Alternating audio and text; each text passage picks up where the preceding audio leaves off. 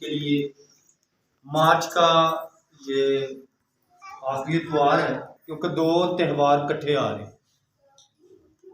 कौन कौन सा? पाम संडे और दूसरा त्यौहार क्या होगा? पाक इशा होगी, अशायरबानी होगी। तो इसके लिए भी आप सब ने अपने आप को तैयार करना। मैंने इस बार इसलिए ये दोनों बातें आपके सामने कलाम से पहले ही रखी ताकि हम इसके लिए अपने आप को तैयार कर सकें, खुदा की शुक्रगुजारी कर सकें। आज जो मौजू है वो मौजू है सब्त के दिन की अहमियत के ऊपर। यूँ तो हर दिन की अहमियत है। मिसाल के तौर पर कितने लोग हैं जिनकी मार्च में बर्थडे आती है, इस महीने मार्च में। मेरे बेटे की आती है मार्च में, और हाँ जी आंटी की आती हैं, एक बेटा यहाँ पे है, हाँ लाइबा है, और भी लोग जो हैं मार्च में। आप जिनकी मार्च में नहीं है वो किसी और महीने में है। तो जिनकी मार्च में है ये मार्च वाला महीना इनको मिलेगा। क्यों? क्योंकि ये दिन इनके लिए खास हो गया। और बहुत सारे लोग ऐसे हैं जिनकी शादी जो है वो फरवरी में या अप्रैल में या मार्च में नहीं हुई। बहुत कम लोग मिलेंगे जिनकी शादी शायद ही मार्च में हुई हो, क्योंकि मार्च में मुकद्दसीन रोज़ा रखते हैं, मोमिनीन रोज़ों के अयाम होते हैं। कभी कभार आप देखते हैं कि ईस्टर जो है वो मार्च में आता है। इस तरह से मार्च और फेब में आप देखेंगे कि वो दिन बड़े ख़ास होते हैं, याद रहते हैं। इसी तरह से अगर कोई अजीज हमारा इस दुनिया से चला जाता है जिससे हम बड़ा प्यार करते हैं, वो दिन भूल जाते हैं आप? याद रहता है। शायद बहुत सारे लोगों को भूल जाए, लेकिन जिनका अजीज चला जाता है इस दुनिया से, उनके लिए वो दिन खास है। उनको वो दिन याद रहता है कि फलां दिन फलां महीने हमारा बुजुर्ग या हमारा जवान बेटा बेटी रिलेटिव इस दुनिया से चला गया। ये दिन उनके लिए खास बन जाता है। इस दिन की उनके लिए अहमियत ये है कि वो याद करते हैं।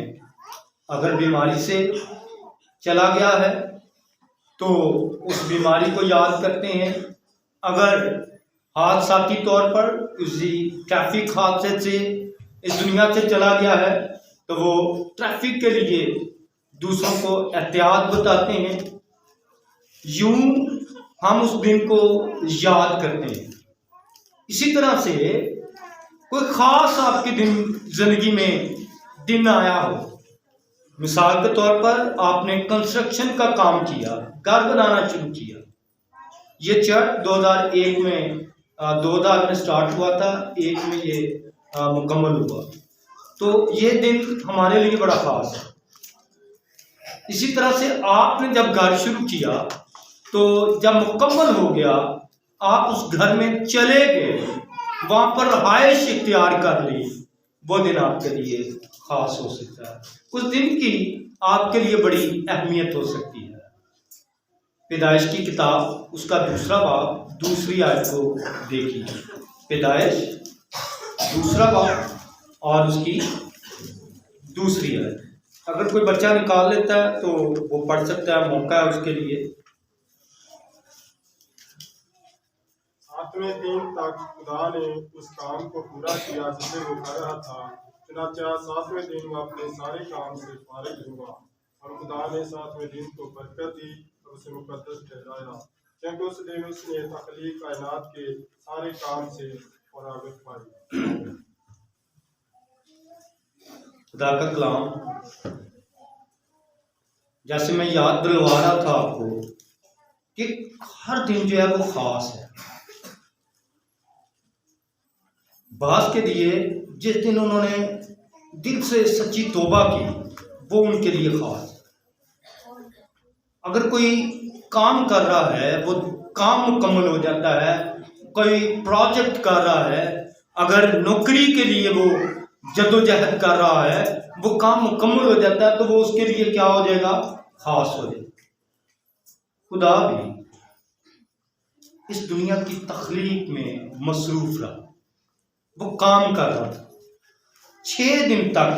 खुदा ने, पहला बाब पढ़ेंगे तो 6 दिन में खुदा के मुख्तलिफ कामों को आप देखेंगे। और 7वें दिन के बारे में दूसरे बाब में खुदा का बंदा मुकद्दस मूसा लिखता है, और क्या लिखता है?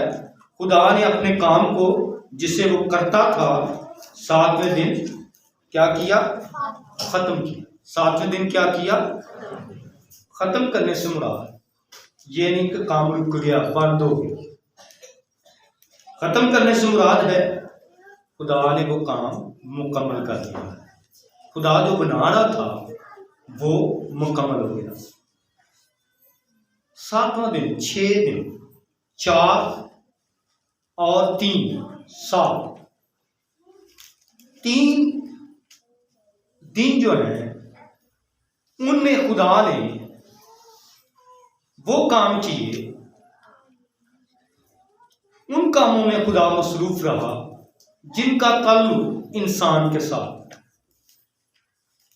और 4 दिन का ताल्लुक खुदा के उन कामों के साथ है जिनमें खुदा ने इंसान की मदद की है। मिसाल के तौर पर जमीन को बनाया, उसने पानियों को बनाया, ये फिजाएं बनाई, जानवर बनाए। ये तमाम वो काम हैं जो 4 में आप नजर आएंगे। आसमान और जमीन को खुदा ने बनाया। जमीनों का जिक्र किया गया है। जमीन जिसके लिए खुदा का कलाम बयान करता है, ये नहायत ही समझने की बात है।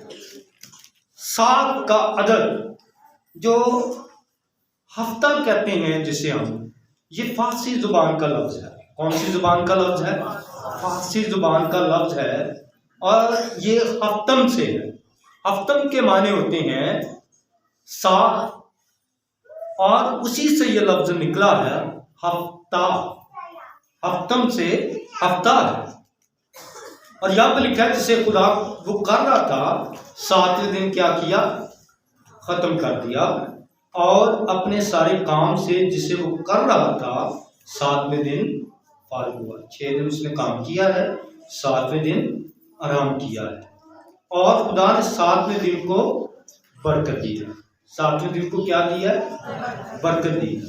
अब हफ्ता जो है ये मज़ाहिब के अंदर इसकी क्या अहमियत है?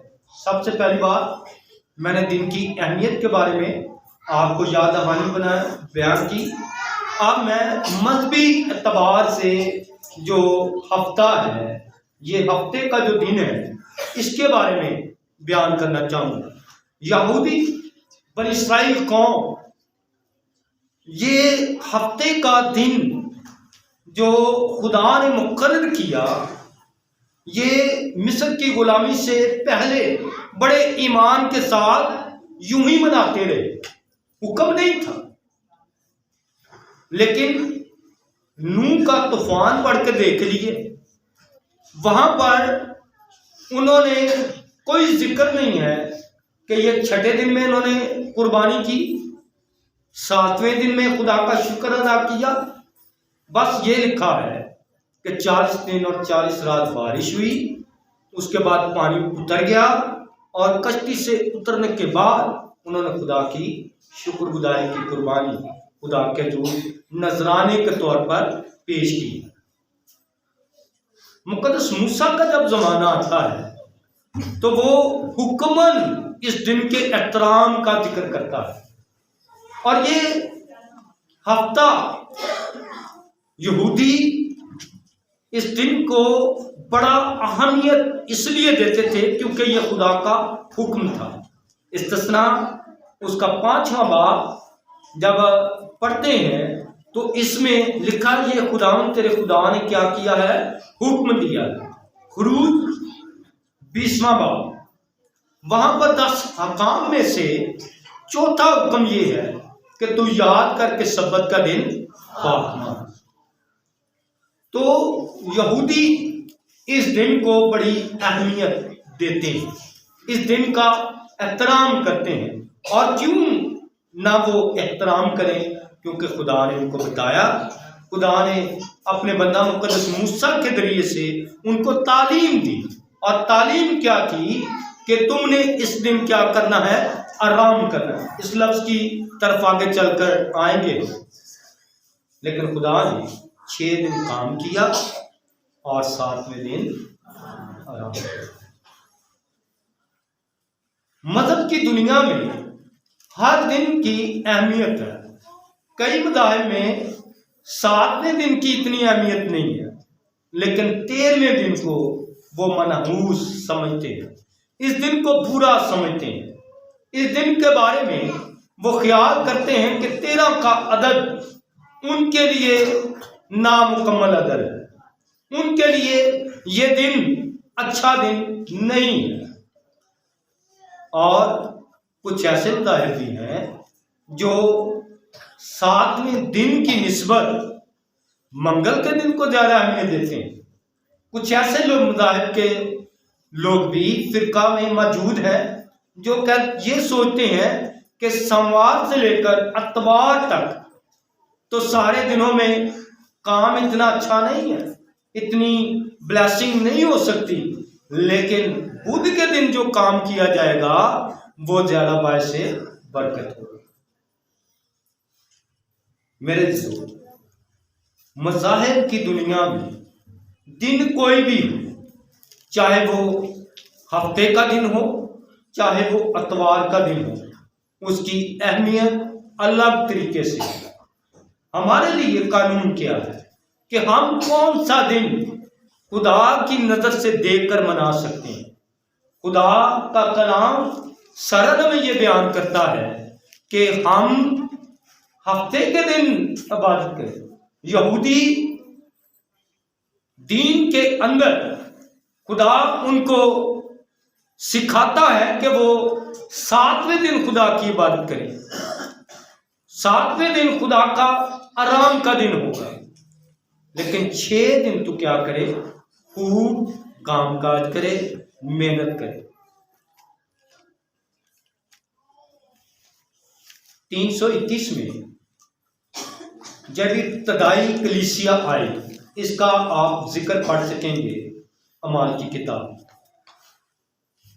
जो बहुत बड़ी जमात खुदावंद यीशु मसीह को कबूल करती है और पतरस के एक ही बात से कबूल कर लेती है। वहां पर जो तादाद लिखी है वो 3000 से ज्यादा लोगों की तादाद लिखी है। ये 3000 लोगों की तादाद ने खुदावंद यीशु मसीह को कबूल किया। और ये कब हुआ, जब 49 दिन यीशु मसीह को हो गए थे, आसमान पर गए। कितने दिन? 49 दिन। अभी 50वां दिन शुरू हुआ था। उस दिन से लेकर 2023 तक तमाम दुनिया के अंदर मसीह दीन के अंदर हफ्ते की बजाय इतवार के दिन इबादत की जाती है। और हफ्ता उनके लिए, यहूदी के लिए, एक इस्राएली के लिए तो ये सबत है, लेकिन मसीही के लिए ये निजात का दिन है। मसीही के लिए ये बरकत का दिन है। मसीही के लिए ये सबत नहीं है इतवार।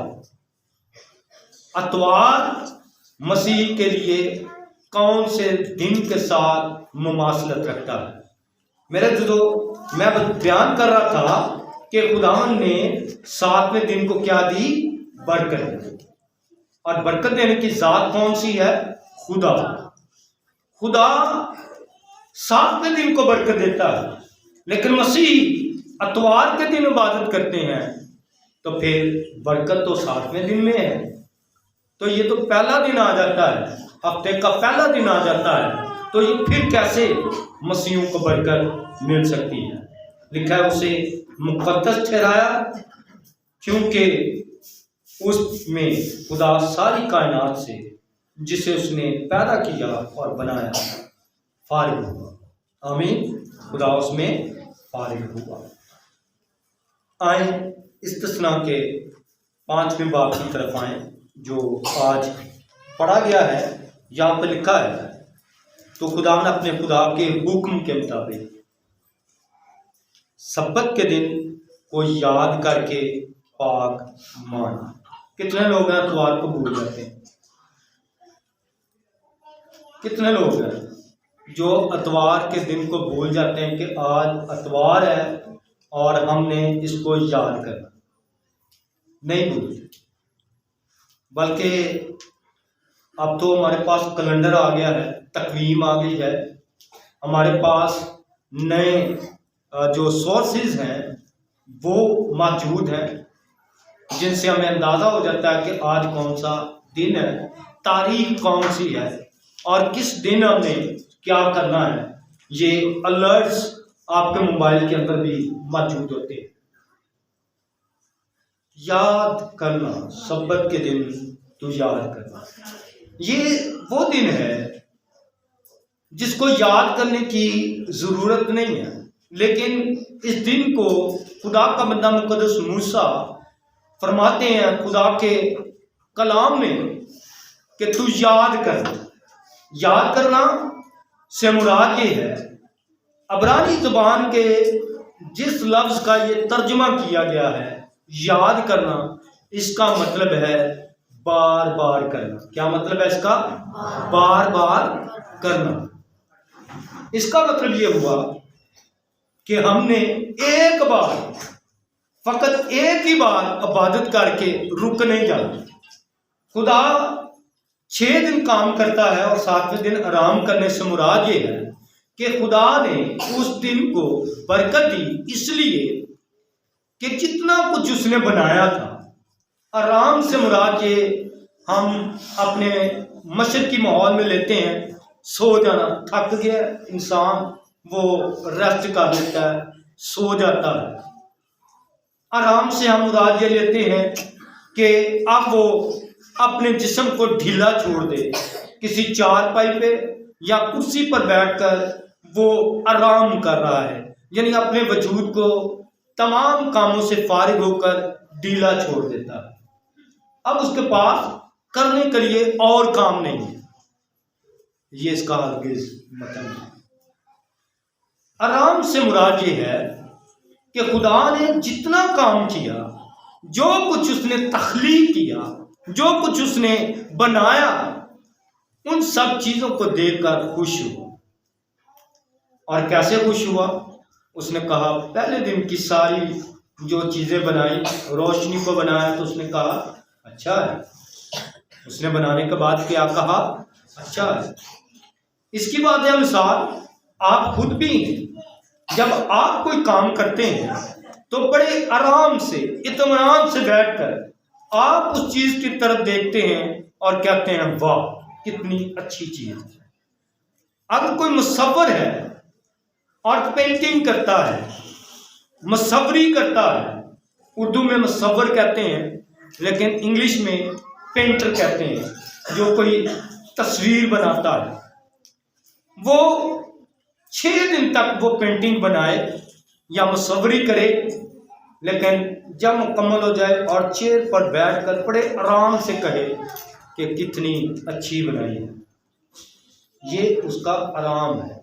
अगर वो बैठकर उन चीज़ों पर गौर करता है, तवज्जो करता है और अपनी चीज़ के लिए जो उसने बनाई है उसके लिए तारीफ करता है, तो ये उसके लिए आराम है। खुदा ने जितनी चीज़ें बनाई 6 दिन, खुदा उन पर गौर करने लगा, देखने लगा और देखकर कहा ये चीज़ें अच्छी हैं। आराम से मुराद खुदा सो नहीं गया। ज़बूर 121 में लिखा है ना वो ऊँगता है, ना वो थकता है, ना उसे नींद आती है।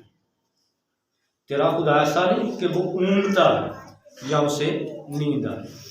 तो इस मायनों में आराम का मतलब ये है खुदा ने उन चीज़ों को देखकर बरकत दी यानी उनको कहा अच्छा है। और फिर इस दिन हमारे लिए इबादत करना क्यों वाजिब बन गया? क्योंकि पिछले दिनों में जो गुजर गए हैं उनमें खुदा ने हमें कितनी बरकतें दी, जिंदगी कितनी बड़ी बरकत है। बीमार शख्स से पूछिए जो घंटों के हिसाब से गिन गिन कर कहता है कब ये बीमारी मुझसे छूटेगी, और खुदा से खुदा नखास्ता वो दिल में ये भी दुआ करता हो, इससे अच्छा है कि खुदा मुझे अपने पास बुला। और हम तंदुरुस्त हैं, हम खुशहाल हैं और खुदा की शुक्रगुजारी करते हैं। ये खुदा की इबादत का दिन है, ये खुदा की परस्तिश का दिन है। खुदा ने जब ये कहा कि अच्छा है, यानी खुदा ने उन चीजों की तारीफ की है। खुदा ने पूरे हफ्ते में जो गुजर गया है, जो 6 दिन गुजरे हैं, उनमें आपकी जिंदगी में जितने अच्छे काम किए हैं, आपको मौका मिला है कि आप खुदा की शुक्रगुजारी कर सकें। आप कह सकें कि ये दिन मेरे लिए अच्छा है, ये दिन मेरे लिए बरकत का बायस है, ये दिन खुदा ने मेरे लिए पाक ठहराया है। मेरे दोस्तों, खुदा ये चाहता है कि हम खुदा की बरकत से लुत्फ अंदोज हो सकें, खुदा की नेमतों का हम शुक्र अदा कर सकें। तो हफ्ते का दिन मसीहों के लिए उतना अहम नहीं है जितना अतवार का दिन है। इसकी अहमियत क्या है? 321 में बड़ी जमात 3000 से ज्यादा लोगों ने जब खुदा यीशु मसीह को कबूल कर लिया तो उनके नजदीक जी उठे यीशु की अहमियत ये थी कि क्योंकि हफ्ते के पहले दिन खुदा यीशु मसीह जी उठे थे, उन्होंने इसी दिन को अहमियत दी और खुदा की इबादत करने का रवाज कायम कर दिया। ये खास दिन था जिसमें वो 4 बड़े काम करते थे। कौन कौन से? वो दुआ में मशगूल रहते, रोटी तोड़ते, कलाम सुनते और फिर क्या करते थे? एक दूसरे के साथ रफाकत रखते थे। ये 4 बड़े काम वो किया करते थे और इबादत करते थे। अतवार का दिन इबादत का दिन है, और अगर इन्हीं चीजों को देखें तो फिर हमें समझ आएगी कि अतवार के दिन जो खुदावन की इबादत, खुदावन की परस्तिश का दिन है, जिसे उसने पाक किया है। क्या अतवार के दिन जुर्म नहीं होता? क्या अतवार के दिन किसी घर में लड़ाई नहीं होती? जब ये दिन पाक है तो फिर क्यों आज लोग दुनिया के अंदर कत्ल होंगे? क्यों आज के दिन लोग जो है वो मुसीबत में रहेंगे? क्यों आज के दिन जो अतवार का खास और पाक दिन अगर कहा जाए तो क्यों लोग मुश्किलात में होंगे? कई आज के दिन पाक मानते हुए अगर ये दिन इतना ही पाक है तो हादसाती तौर पर इस दुनिया से भी चले जाए, उनके लिए ये दुख और मुसीबत की घड़ी होगी।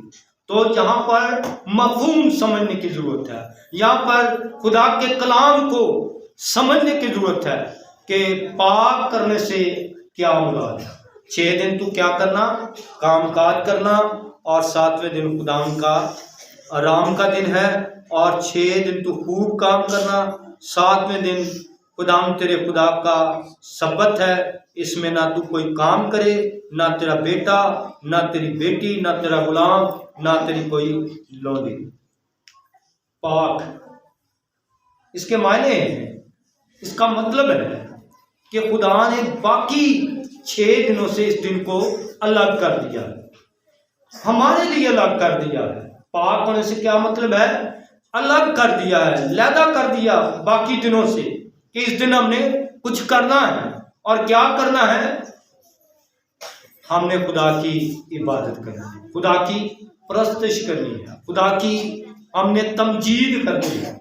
लेकिन बड़े अफसोस के साथ हमें कहना पड़ेगा कि ये आराम का दिन, जिसे खुदा ये चाहता है कि हम उसकी शुक्रगुजारी और उसकी इबादत के जरिया से कर सकें, हम आँख ही 9 बजे खोलते हैं। इस दिन जो इबादत का दिन है, हमारा नाश्ता ही 12 बजे होता है। ये जो खुदावन की इबादत का दिन है, उस दिन हमारा जिस्म ज्यादा आराम पसंद करता है। ये जो खुदावन की इबादत का दिन है, हमें उठते ही इतने काम याद आ जाते हैं कि इबादत का उन कामों में लिस्ट में नाम नहीं होता। जब अतवार आता है, हम इस कदर अपने कामों में और दुनियावी तौर पर हम इस कदर मसरूफ होते हैं कि हम इन बातों के लिए अपने आप को तैयार ही नहीं कर पाते। मेरे जो खुदाम क्या चाहता है कि इस दिन जो खुदाम की इबादत का दिन इब्तदाई कलीसिया ने मुकर्रर किया है, इस दिन हम खुदा की क्या करें? इबादत करें। इबादत क्यों करें? क्यों खुदावन ने कहा याद करके इस दिन तुम क्या करना? पाक मान, अलग कर देना बाकी दिनों की निस्बत। 6 दिन तू काम कर, उसमें दिन रात काम कर, लेकिन 7वें दिन आराम से मुराद है, ये पाक दिन से मुराद है कि तू 6 दिनों की निस्बत इस दिन को, जिस दिन इबादत का दिन है, तू अहमियत दे। उस दिन में तू खुदा के हजूर आए। ये शुक्रगुजारी और खुदा की इबादत का दिन है।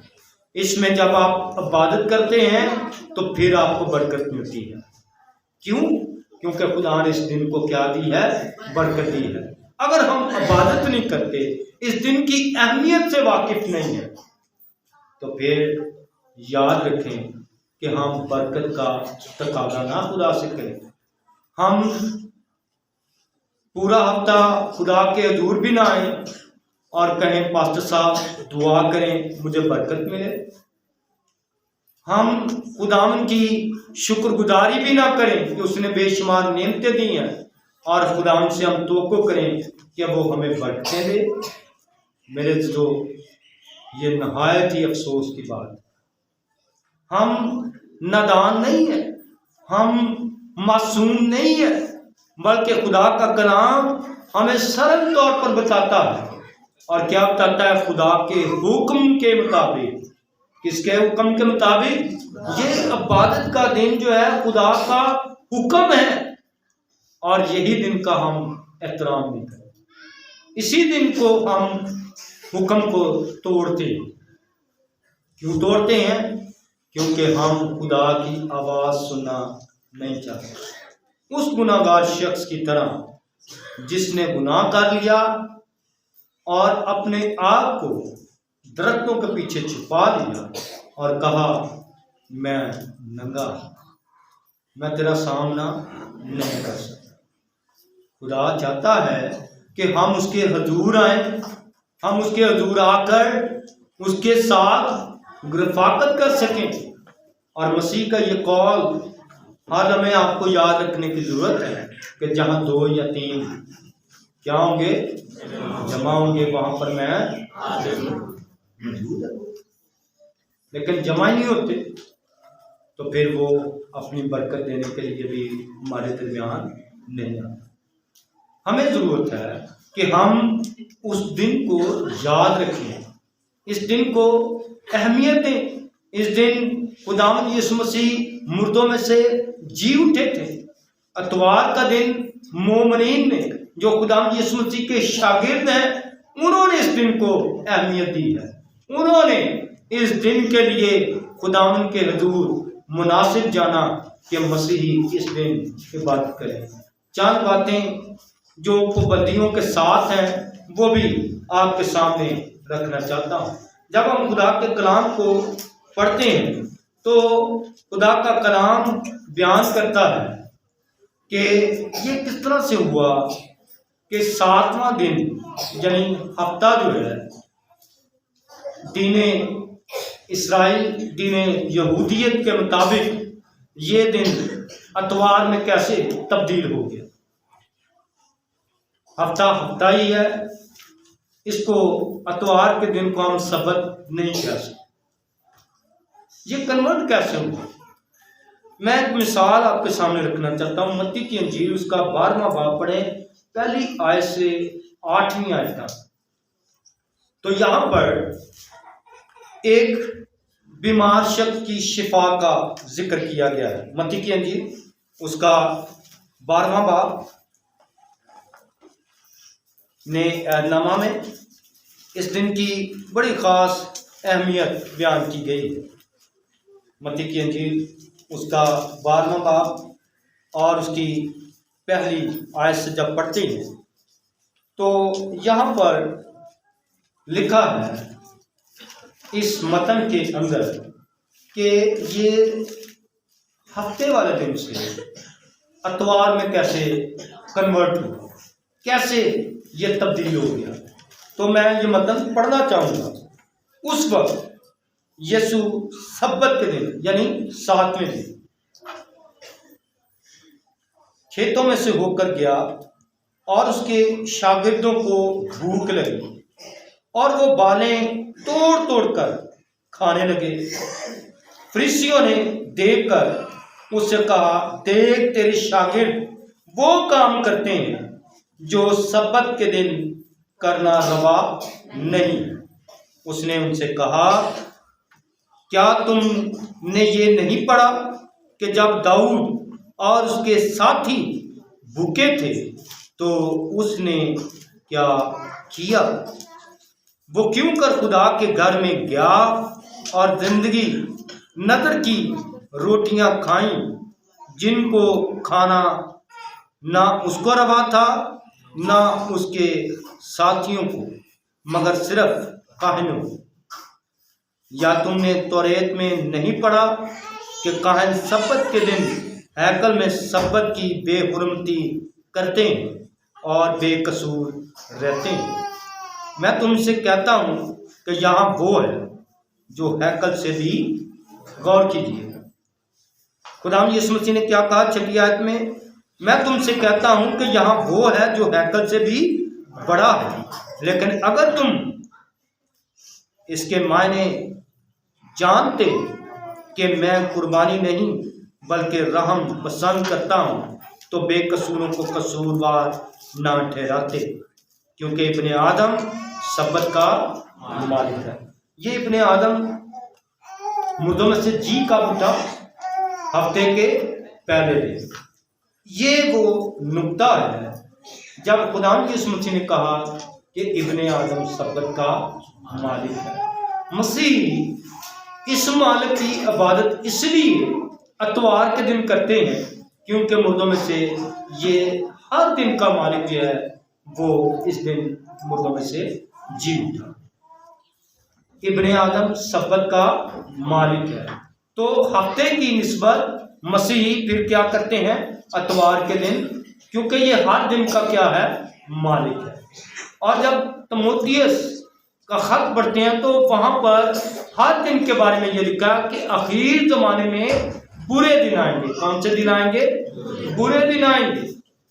और उन बुरे दिनों में क्या होगा, वो दिन बुरे कैसे बन जाएंगे, वहां पर लिखा खून रेजियां होंगी, जनाकारियां होंगी, नापाक होंगे, लोग ढीठ होंगे, लोग अपनी जिंदगियों को बर्बाद कर देंगे, बच्चे नाफरमान होंगे।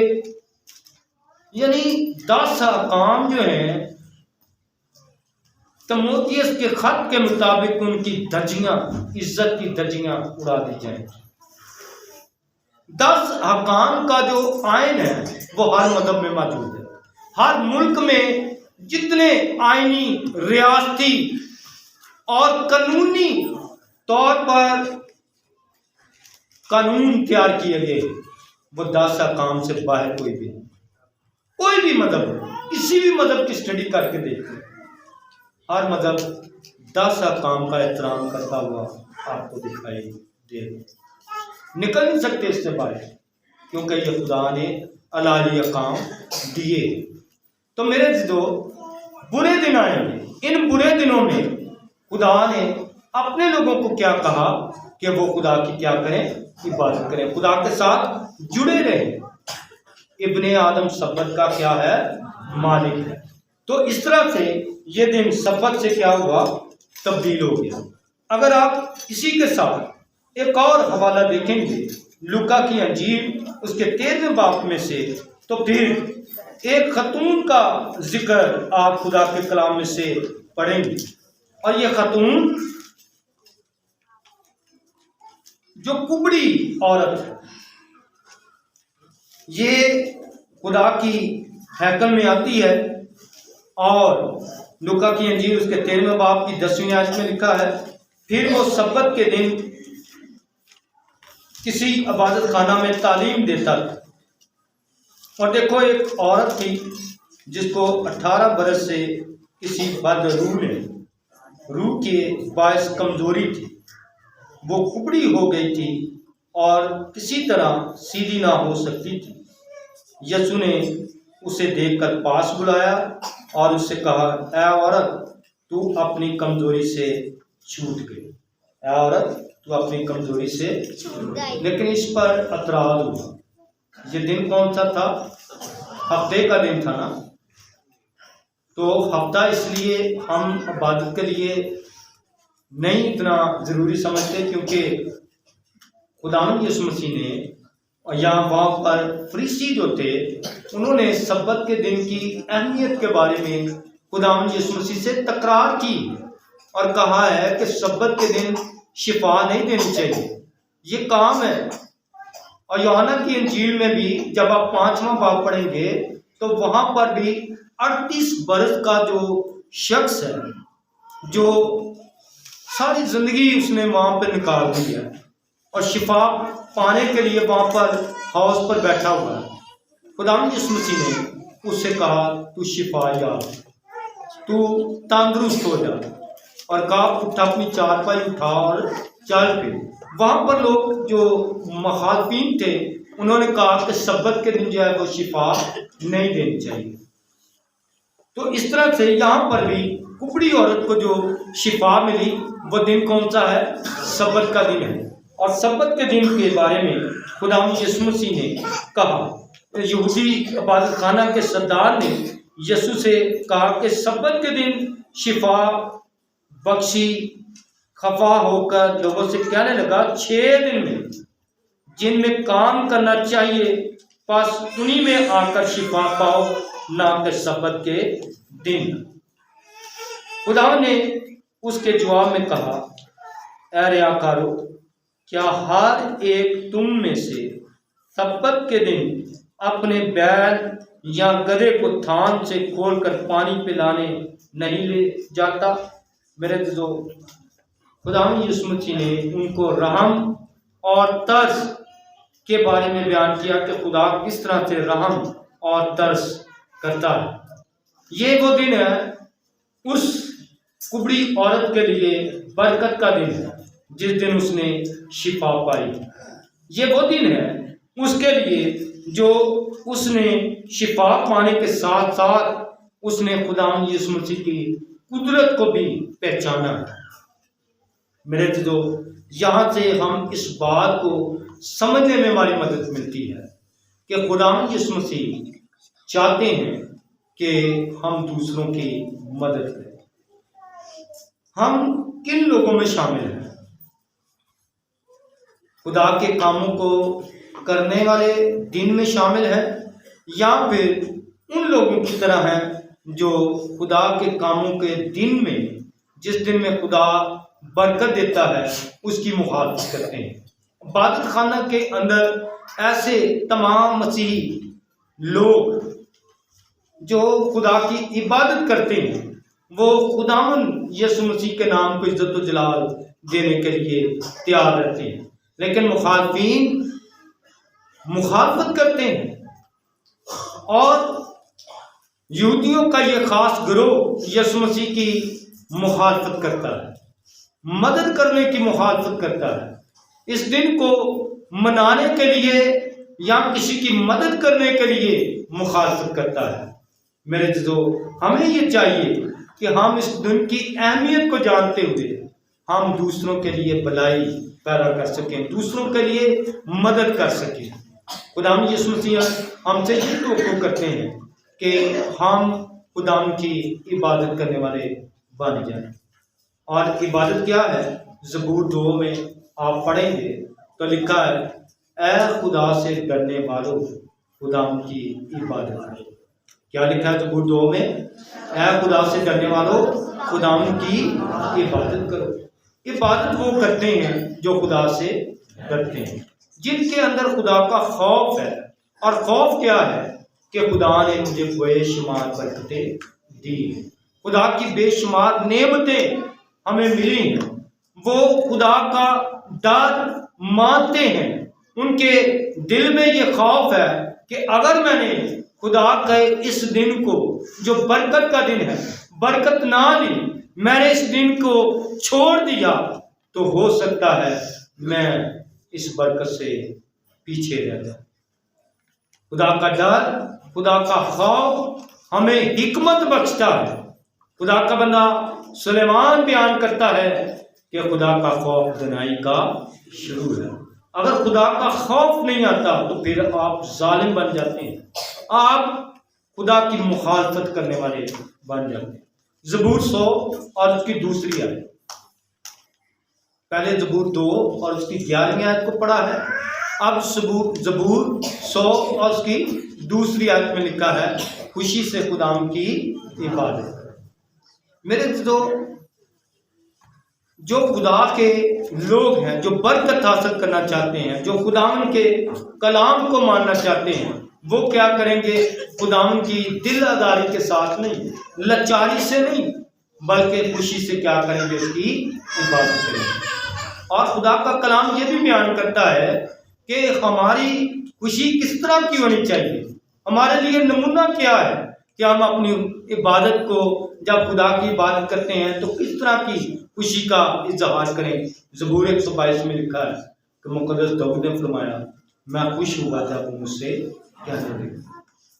कभी कभार हमारे दिल में ये ख्याल आ जाता है कि अगर हम चल जाएंगे हमें चंगा देना पड़ेगा।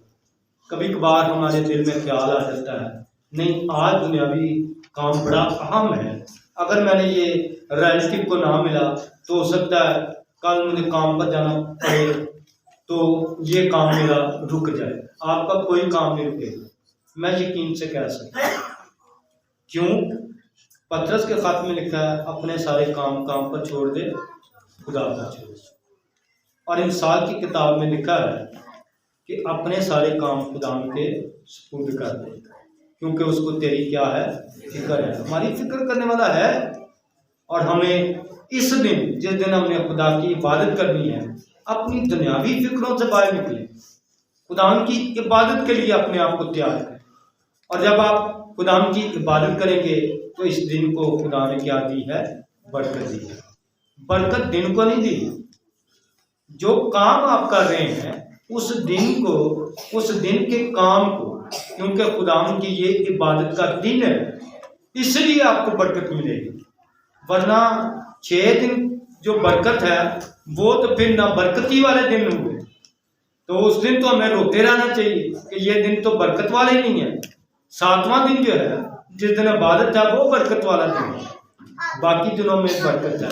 लेकिन इस दिन खास बरकत ये है कि हमारा ताल्लुक दुनियावी कामों की निस्बत किसके साथ ताल्लुक जुड़ जाता है? खुदा के साथ। हम खुदा की रिफाकत में आ जाते हैं, खुदा की हजूरी में आ जाते हैं, जहाँ से बरकतें निकलती हैं, जहाँ से बरकतें निकलकर हम तक पहुँचनी है, वो हमसे रिफाकत करता है। वो कहता है, मेरे बेटे ये भी बरकत ले ले। वो कहता है, वो फरमाता है कि अगर तुम में किसी चीज़ की कमी है तो वो मैं पूरी कर लूँगा। ज़बूर 23 को याद कीजिए, खुदा मेरा चुपान है, मुझे कमी ना हो। वो कमियों को दूर करने के लिए कहता है कि मेरी हजूरी में आओ। वो जानता है कि हम किन किन चीज़ों के मोहताज हैं। अगर आप समझते हैं कि मुझे मोहताजी है, किसी चीज़ की ज़रूरत है, तो उसके हजूर आए। ये दिन इसलिए बरकत का है कि हम इस दिन खुदा से अपनी मोहताजी का जिक्र कर सकते हैं, हम अपनी कमी का जिक्र कर सकते हैं। मेरे जो बेशुमार मौज़े हैं, बेशुमार बातें कही जा सकती हैं, लेकिन मैं खलासतन खुदा का खादम होते हुए इस बात के साथ वाइंड अप करूँगा, आज के सरमन को आप तक पहुँचाऊँगा कि मेरे जो ये दिन वो दिन है जब हम खुदा की हजूरी में आते हैं। आते हैं। ये वो दिन है जिस दिन हमारे खुदाम यीशु मसीह ने मुर्दों में से जी उठकर हमसे और शागिर्दों से मुलाकात की। अमूस की राह पर जाने वाले जो 2 शख्स थे वो सब्बत के पहले दिन खुदाम यीशु मसीह से मिले। क्या आप उन लोगों में शामिल होते हैं जो सब्बत के पहले दिन खुदाम से मुलाकात के लिए तैयार हैं? मेरे तो शायद हम ऐसा नहीं करते। हम इंतज़ार करते हैं कि कब 1 घंटा गुजरेगा, कुछ लोग इकट्ठे हो जाएंगे, फिर मैं जाऊँगा। आप यहाँ पर किसी के लिए नहीं आते, आप खुदा से मुलाकात अगर पहले आ जाते हैं, आप ज़्यादा वक्त दुआ में गुजारें, आप अपनी ज़्यादा रफ़ाकत खुदा में गुजारें, खुदा से बातें कीजिए, खुदा से कहें कि खुदा गुज़श्ता दिनों की मैं शुक्रगुजारी करता हूँ। हो सकता है कि 6 दिनों में आपके पास इतना वक्त ना हो कि आप खुदा के हज़ूर आकर दुआ कर सकें, लेकिन 7वें दिन इतवार के दिन जो शुक्रगुजारी का दिन है, उसमें आप खुदा की नेमतों के लिए शुक्रगुजारी कर सकते हैं। आए मेरे जो अपने सर को झुकाएं, खुदा के हज़ूर दुआ करें कि खुदा ये चाहता है कि हम उसकी बरकत को रिसीव करें। उसका हुक्म है कि हम 6 दिन खूब काम करें, किसी तरह के काम की मुआनत नहीं की गई है। 6 दिनों में खुदा कहता है कि हर तरह के काम के लिए आपने आपको तैयार रखें। ऐसे काम जो हराम है उनके लिए नहीं, खुदा कहता है ऐसे काम जिससे आपके खानदान को बरकत मिल सकती है, उन कामों को बड़ी मेहनत के साथ कीजिए।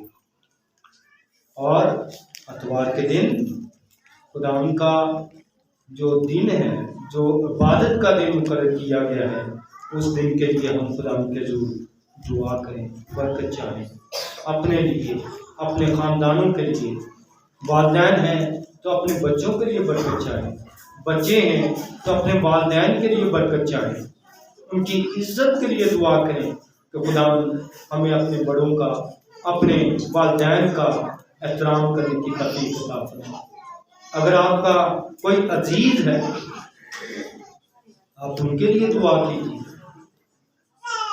उनसे आप खुदा के लिए जरूर दुआ कीजिए कि खुदा उनकी मदद करे। अगर कोई बीमार है तो इस दिन खुदा के जरूर बीमारों के लिए दुआ कीजिए। मेरी गुजारिश है पारी नेमत साहब से कि वो दुआ में रहनुमाई करें, आज के कलाम के लिए, कलीसिया के लिए खुदा के जरूर बरकत चाहें।